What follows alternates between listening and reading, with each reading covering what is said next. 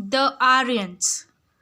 All that is known of the half millennium following the fall of the Indus civilization comes from the Vedas, a collection of sacred hymns attributed to the Aryans. Aryans were noble people with fair complexion.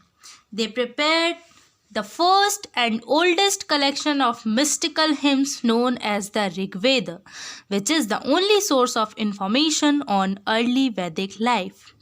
The other three Vedas, Samaved, Yajurved, and Atharvaved, were written much later.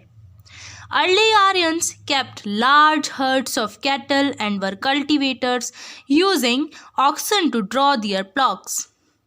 Unlike earlier civilizations that was governed by merchants, they were ruled by warriors. The society was patriarchal, but the position of women was satisfactory. Girls were educated. Wives could take part in sacrifices along with their husbands. Some women even wrote hymns in Rigveda. The kings depended upon their priests to perform religious rituals to protect their crops and cattle and to ensure victory in wars. The strength of the Aryans was determined by its Jan, that is, people, and not the Janpad, that is, the land. The chief tribes were the Yadu, Turvasu, Druhyu, Anu, Puru, Kuru, Panchal, Bharat, and Tristu.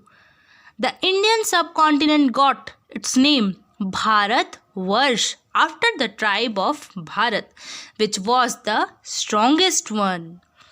The early Vedic religion was a form of nature worship. Evidently, there were neither temples nor idols. The prominent Vedic gods were Indra, Surya, Vayu, Agni, and Varun. During this period, there was no consciousness of caste, nor were the professions hereditary. As the new civilization expanded, there was a dearth of grazing area.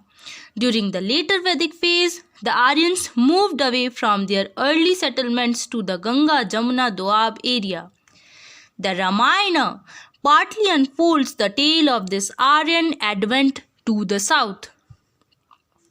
The society described by the three great epics, Ramayana, Mahabharata, and the Upanishad, was not merely a figment of Indian mythology but has historical roots.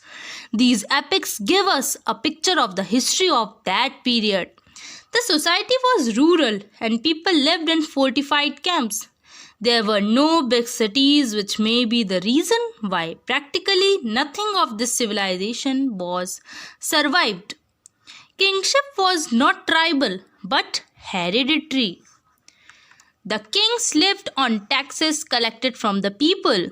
The cult of sacrifices, accompanied by numerous rituals, became central to religious ceremonies. The priest consequently gained in power. Some symbolic objects began to be worshipped. So, in the next lecture, we will continue our discussion on the Aryans and we will discuss about how the society was divided.